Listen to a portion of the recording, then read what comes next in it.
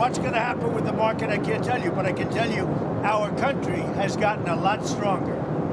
And eventually, it'll be a country like no other. It'll be the most dominant country economically in the world. Is there pain in the market at some point you're unwilling to tolerate this idea of a Trump put? Is there a threshold? I think your question is so stupid. I mean, I think it's I don't want anything to go down. But sometimes you have to take medicine to fix something.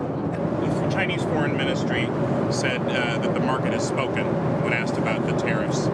What do you make of that? The market has spoken when they look at the fact that we have $1 billion trade deficit. When you look at the trade deficit that we have with certain countries, way over $1 billion per country. But with China, it's $1 trillion. And we have to solve our trade deficit with China. We have $1 trillion trade deficit with China. Hundreds of billions of dollars a year we lose with China, and unless we solve that problem, I'm not going to make a deal. Now, I'm willing to deal with China, but they have to solve their surplus. We have a tremendous deficit problem with China.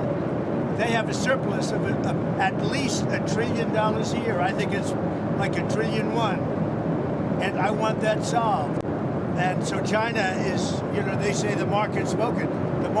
China is right now taking a big hit, because everyone knows we're right. Were there any deals made? I spoke to a lot of leaders, European, Asian, from all over the world. They're dying to make a deal. But I said, we're not going to have deficits with your country. We're not going to do that, because to me a deficit is a loss. We're going to have surpluses, or we're at worst going to be breaking even. We've been treated so badly by other countries because we had stupid leadership that allowed this to happen. Europe, is that a place you'd like to also get to? Well, the problem is that Europe has made a fortune with us. Europe also has had a tremendous surplus with the United States. Europe has treated us, it's a little smaller, but they've treated us very, very badly. China has, but Europe has also. Europe has been very, very bad to us. Europe has taken our leaders for a ride. They don't take our cars. They don't take our food products. They don't take anything.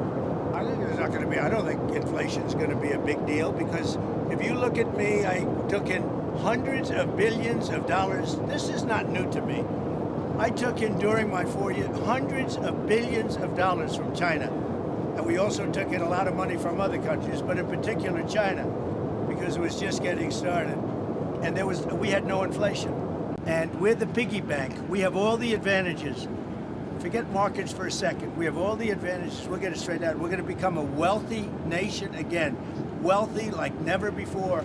And we're not going to let other nations that have been ripping us off, whether it's China or the European Union, with all of the European nations that have just it's been like a feast.